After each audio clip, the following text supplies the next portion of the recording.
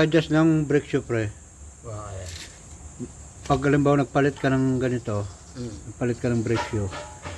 Pag naisuli mo na yung mechanism, ito kasi yung lever ng handbrake ito. Yan.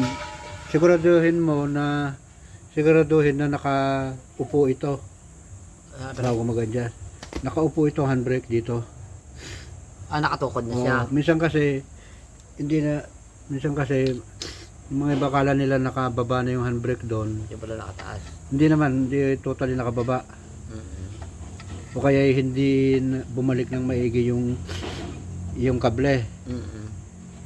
Ngayon nakahatak pa rin ito. Ang tendency nun nakahatak ng gano'n pa rin.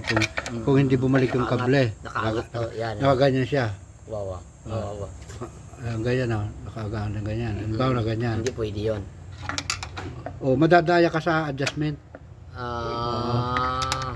Kasi pag nakahila yan, ibig sabihin, hindi pa siya fix. naka-expand yung lining konti. Hindi siya tamang nakaupo sa hindi siya tamang nakaupo sa wheel cylinder. Sa cylinder. Madadaya ka. Ganun. Kailangan 100% nakaupo ito. Sagad siya dito. Oo, nakasagad yung handbrake, nakaupo. Ayan. Sige. Ayan. Mayroon kasi yung nag-adjust